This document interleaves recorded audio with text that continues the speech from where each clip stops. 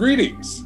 Welcome to the How We Do Digital Ministry podcast. I'm Christopher Harris, founder of Faith Growth. You can find us at faithgrowth.com, where we help our church clients build their online presence and engage with their communities online.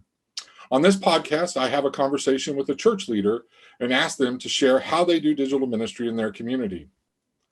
Today, I'm talking with Swen Swenson. He is the Cross+Generational Director at Prince of Peace Lutheran Church in Burnsville, Minnesota. Swen, please introduce yourself and tell us how you do digital ministry. Hey, thanks, Chris, for having me be a part of the morning here. And I just, I'm kind of like you, and I'm like a lot of the people listening in that trying to learn from people who are doing it. And so happy to be a part of sharing what I've learned over this last year for your podcast. But yes, my title, Cross+Generational Director, it's basically a whatnot term to catch all sorts of things that I find passion in. But lately, my greatest passion has been working with furthering the faith of young families, and doing it in various ways. By trade, you might say I'm a worship leader, but I honed my chops in working at a Bible camp for 12 years. So it allows me to do all sorts of different things in my position. This last year has been a bit of a switch up, but in hindsight, I've welcomed it. Well, good. Well, tell us a little bit about, first I'll just say thank you for being here. And one of the reasons that I have invited Swen to be a guest is, like he mentioned, he's working with sharing the faith with young families and working with children and their families. And he's done some really unique things in this last year as we've had to be separated because of COVID. And so in past episodes, we've done a lot about live streaming worship and all this. And so specifically today, we want to talk about faith formation in children and families and get some ideas around that. And I thought Swen would be a great guest for that. So Swen, tell us a little bit about what you've been doing as online to help share the faith with the population you work with. Yeah, appreciate it. Even to go back a bit before this last year, we noticed, especially in the elementary age, some of the fourth and fifth graders were starting to become a little bit detached from some of the content that's out there. And so we created what we did was create a thing called the 4 or 5 Leadership Squad. And it's an opportunity for fourth and fifth graders to step up a little bit and lead the kids that are younger than them. And a lot of it is in the area of worship leading. And so we've created, you might say, a track for fourth and fifth graders to be the leaders for the younger grades. Mm-hmm. And when COVID stuff hit, it was like, okay, now how are we going to do this differently? So we ended up, we wanted to continue the ministry, but it would have to be ministry at home. So at Prince of Peace, the church where I'm at, we have a weekend, a midweek service called WOW, Worship on Wednesday. Mm-hmm. And the at-home iteration of that is called WOW at Home. Mm-hmm.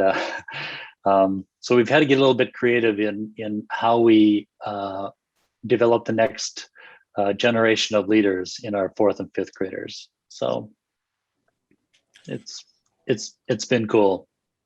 So I like that you were already starting to work with the fourth and fifth graders, and then that was a good jumping off place to help them, for y'all to help start creating things for all of the children. And then you took the worship, the WOW worship, and y'all started doing that online. Can you tell me a little bit, for those of y'all that haven't seen it, we'll have links to online worship on our YouTube channel, so you can look at this. But tell us a little bit about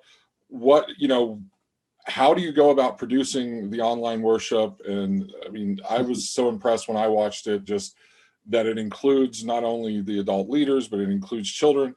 It includes some children that are involved at the church, but also children that just grabbed video, I assume either their video camera or their phone, or maybe mom and their dad's phone, and did a recording and sent it in.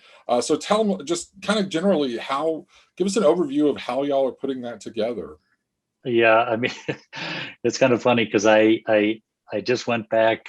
I did a 1 year kind of capsule and went back a year ago and grabbed some footage and created a couple of pieces in the last episode. But we've come a long way, baby.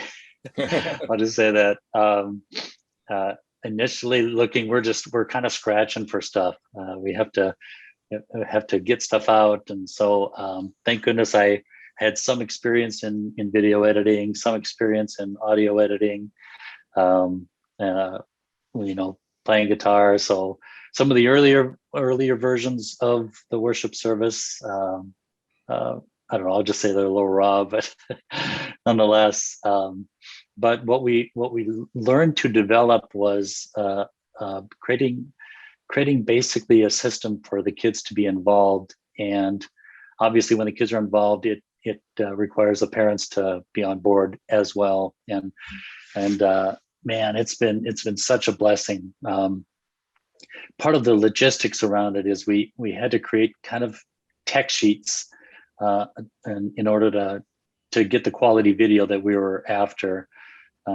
There again, after a month of doing it, we're like, we gotta streamline this a little bit more. And so we would send out tech sheets to the parents. Here's how you best capture lighting. Here's how you best capture audio. Here's how you best capture video, and stuff behind you. I mean, all these things were on the tech sheet that helped parents who were actually the producers, the videographers, they were basically the whole production team. And so I kept reminding the kids, okay, now we'd have every a meeting every other week with our leadership squad, and at the end of it, I'd remind them. I say, all right, now go hug your parents. Because they've got you to this point. And so recognize the parents are a big part of it, but the kids really stepped up to it. And in fact, we found some kids and parents noted that participated, even though maybe they wouldn't have done it if it was a live audience. But because it was looking at a camera, takes away some of that potential stage fright that some might experience. Yeah, and some actually really embraced it. So it was fun. It's fun to hear some of that feedback too. Well, I liked, as you told that story, that it started that we had a little bit of experience, but we just dove in, and then y'all kept iterating and getting better, and then how can we get better shots and better lighting in the video? So let's make a tech sheet, so that it's. I guess what I think it's important for a lot of churches to realize is when you start, it's going to be ugly probably to a certain degree, or it's not going to be at least the standard you would hope. But as over time, you'll be able to figure out systems, talk to other leaders, and it'll get better and better. So I like that you highlighted that process. Would you have anything specific to say to another church leader that was thinking about maybe producing a service like this with you? Yeah. I mean, absolutely. I mean, I have a master's degree from YouTube University, and it is from video and audio editing and all those pieces. Of course, we have our church is a little larger, so we have a collaborative team that I also bounce ideas off of. But with the attitude of willingness to learn. It's endless. So I've learned a lot, and there's a lot to learn. So the continual process. But I like that you mentioned that we put a lot of this video on YouTube, and also YouTube is probably the greatest resource to figure out how to do this. And I am always Googling, okay, how do I do this? I mean, I've done anything from, I learned how to change the water pump in my car from YouTube. Exactly. All the way to how could I do a better sound mix for the soundboard in the church. So there's a lot you can learn on YouTube. That's a good suggestion there. A lot you can learn on YouTube, yeah, for sure. And there's we've had some learnings too. YouTube is great, Vimeo is great. We started out doing most of our stuff just on Facebook. So we would record everything, we'd edit it all down, and then we'd come up with our video that we would submit then to Facebook and do a Facebook Live. Which is a great way to have some interactive pieces of it, because that was part of what we're after too, is how do we still maintain community? Facebook Live gave us the opportunity to do that, but we found that the quality, we still do Facebook, we still do YouTube, but the quality on the upload quality for Facebook is considerably less than YouTube. But so I've been steering people towards our YouTube channel just because they're able to have the 1080 quality. Yeah, that's a good point. YouTube, Facebook really brings everything down to what they think they can get away with to make it quote unquote fast. And whereas YouTube will bring it in at the highest that you uploaded, and then we'll scale it down based on the user's equipment. So if they can't handle the 1080, they'll get 740. Or anyways, there's a whole session just on the technical piece of it. Exactly. So just in general, what have been your main learnings from this last year regarding creating digital content? We started, for our purposes, we started creating a service that was about 40 minutes long, which is typically what we've done in the past. It's not been a full hour, realizing that, younger kids. So just to back up, we do weekend services, and that's just our traditional weekend stuff. And then, as I mentioned, the service I create is the Wednesday night for young families.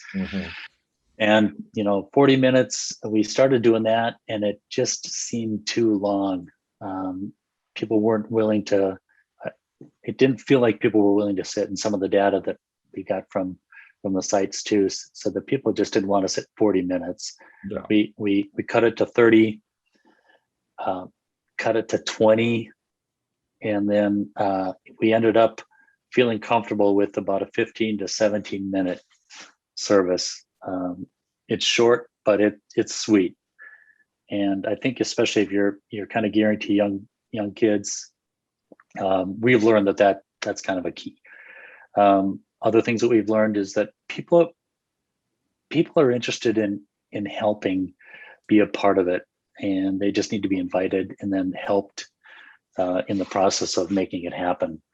Like we talked about submitting video, and I had people submit audio, and especially in the early days when we couldn't be in person at all, we were really dependent on people's interest in helping us out, and people kind of rose up to the occasion. Pretty much everybody that I asked or invited to be a part of it willingly did after they learned how. So the other thing that we learned this year was we did the Facebook Lives, but we found out that there was about 20% of the people watching at the time that it was being shown. And then the other 80% would watch it when it was convenient for them. So instead of saying, hey, join us Wednesday nights at 6 o'clock, we just said, join us when you can. And it was more freeing for people if they couldn't make it Wednesdays at 6, then, previously they were like, we missed it. But we started using different terminology, saying, watch it when you can. It's available for you to stream. Yeah. So, that's another thing we learned. I also learned how to utilize, various third-party resources, videos and sound effects, and, things that other people are creating. So I don't have to take the time to create some of those things. But so we added to our budget on some of those websites where people create stuff for you. So that was helpful too. But some of the learnings. Another thing I learned just real quick was, because there was a relationship built in advance, they were more likely to tune in versus just putting somebody else's stuff out there and say, hey, watch this, whatever that somebody else created. The fact that we created it, we were in it, and our personalities were in it, I think helped the viewership. Well, and even the viewers could be in it at some point Exactly. if they volunteered or if you asked them. Yeah, for sure. There was a lot of people, a lot of comments on people saying, we sent it to our grandma because so and so was in it, and so yeah, definitely that. No, that's awesome. Well, just a question that I like to ask to all of my guests is there, do you have maybe a story or an experience that you could relay of when you've experienced or seen God at work online?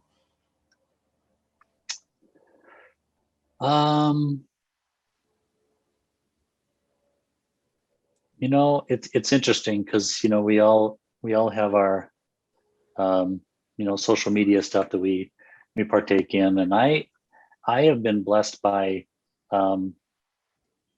numerous random posts that I've come across, and all that to say that there's definitely an opportunity out there in the social media world to create smaller nuggets of stuff, but it'll be a 15-second video that is all of a sudden take me out of whatever I was in, funk or fun or whatever, and brought me into a new world that brought me to tears. And so there wasn't a specific reference on that other than just somebody took some foresight to create a short nugget and put it out there. I've been really getting into various podcasts lately. When I go on a walk or run, and I've been listening to just Christian podcasts on leadership, and then of course the YouTube sources on some of the how-to things have really, I've seen God at work in those. I think that whether people who are doing it know it or not, but they're helping people like me who are trying to make a difference in the world for the gospel. I like that. Well, what I kind of like about that is that it shows the incarnational nature of online, that it's these people and using their gifts, creating things, and through that it's affecting other people, just as even if we were in person, the same way we talk about gifts and we talk about incarnation, it all is happening online as well. And so I thank you for sharing that and how you've seen God at work online. Yeah, it seems, I like to kind of go through life realizing that for the most part, everybody's trying. They're whatever their vocation is, whatever they're doing, everybody's trying. And like I say, for the most part, but and I certainly fall in the category that it's not perfect, but I'm certainly giving her my best for the kingdom, and if it's sitting at my computer and editing video, that's giving her for the kingdom. And so that's what I want to be about. I continue to ask God to say, what, give me what I'm supposed to be doing, and I'm happy to do it. So yeah. So tell me what how are you thinking about the Wednesday night worship as far as this online production, and will that continue? Are you anticipating continuing that, or if and when y'all can get back in the building, or how have y'all thought through what's next, so to speak? Right. Well, Hebrews 10:25 says, we're do not forsake meeting together. And I believe we're created for community. Mhm. And so the challenge gets to be, and that's kind of the $25,000, depending on your budget, question. $250,000 to $5,000 Yeah, exactly. question. But what is it that God wants us to be about? And you look at some of the metrics in some of this, the Facebook data and the YouTube data, and you see numbers are here, numbers are there, and it could freak you out a little bit. But the bigger question is, for me anyway, is God, what do you want me to spend my time doing? Because I'm going to spend it doing something. Mhm. And we believe, for a while anyway, that we still need to do an online presence. We don't want to.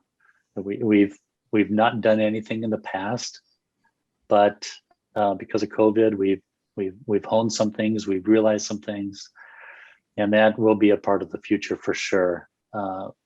Perhaps a different iteration. We're planning fall right now, and we're probably gonna do a 12-minute version of what we'll be doing also live starting September. So the live version is about 30. This is an abridged version that if people got something from it, they can go back and listen to it. They can forward it to somebody else who might need it. But we want to have the online because we know that even in the fall, we believe that there'll be some people that are hesitant to come into the building. But speaking of next, I mean, we're doing a worship every year. We do what we call a worship arts camp, and it's all for elementary kids.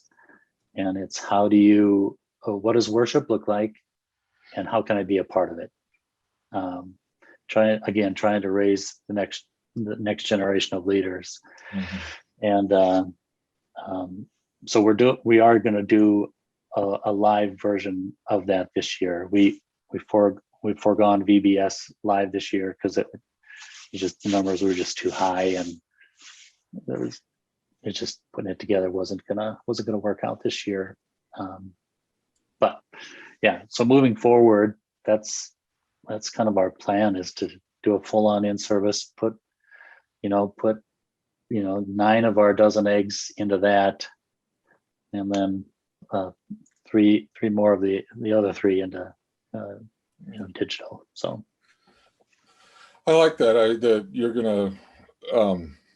I like that. There's a couple things that I think your answer highlights. One, there is a limited amount of time, and so you do have to choose. And online is important. In person is important. So it is going to require redistribution of resources. So I think that's a very good point that people have to deal with. 2, recognizing there's still going to be a need there. But I think you're wise, kind of in like even when you learn that, okay, so in person we always used to do 40 minutes. Online, that's too long. And so you kept tweaking it. And so probably, this sounds like it might be a good balance, shooting for that 12 minutes. And then if you shorten the online to 30, then you're really still producing around the 40 minutes you were used to, just in 2 formats. Anyway, I like your thinking, I guess is what I'm saying. And and right now we kind of just have to experiment and see what's going to work. But I like your thought process that has brought y'all there, and we'll be intrigued to see how it works for you this fall. Yeah, one of the things is creating nuggets out of the content. So whether it's a children's prayer, and every week we had a child submit a prayer that went along with our theme, and then every once in a while I'd toss the prayer nugget out there, because you never know where the internet waves are going to land it into somebody's soul or spirit. And so we'll submit a song out there, we'll submit a prayer out there, but it's just quick nuggets, and it introduces them to what we're doing, so that if they want more, there's a link in the bio that they can go to get more. It's like we said something we said before we started recording about it gives you so much content to use in other contexts. So now you can start pulling out. So we have the whole piece, but there's certain little pieces, nuggets that can be pulled out and shared in other contexts. And not only will they help individually, but they'll help promote, like you just said, the larger, the full service. Correct. Yeah. No, I think that's awesome. So what do you think the church may look like in 5 to 10 years? That's a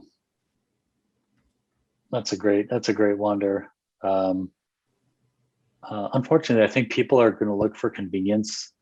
What does it look like for them? A lot of people that I've talked to, and I'm trying to get out there just to talk to people, because if I'm just stuck behind the screen creating content for someone that I don't know who my target audience is and what they want, then it's for naught, really. So I'm asking people, and I'm putting out little surveys. What was a benefit here? What was a benefit there? And the people, there's people that are saying, I've kind of gotten used to just sitting in my jammies, and our kids are there, and we're hanging out, and we can tune into WOW, Sunday mornings, or whenever. So I think there's that. So online content is a wave of the future, but it doesn't negate all the other stuff that we've been working hard to create. It just gives us an opportunity to be more creative, knowing what we know now. We'll be using probably some of our recorded stuff in the live service, because I think people are getting kind of used to that. It's not why that, but so I think there's that. One thing that I've seen, and I watch another resource that I do is I just watch other people's services and pick things that I like. So I do my own research. And one thing I think we'll be implementing in the fall is a host for the service. I've seen a few services doing that, where they have a host up front, and then the host is actually online with folks if they have questions, or they can contact them. Then the host comes at the end and kind of wraps things up. So we haven't done that, but I really like that. I think that's one of our waves for the future. That's a good idea. Yeah. I think through the last 10 years and how much things have changed.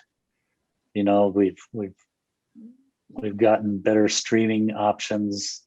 We've gotten access to Facebook Live stuff, and even the ability to do the editing we do on the computers have changed a lot of things in the past.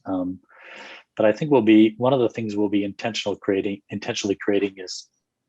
is these social media nuggets that could introduce people to our ministry. I looked up in the TikTok, the top 100, and I'm not huge into TikTok, but seems like our world is.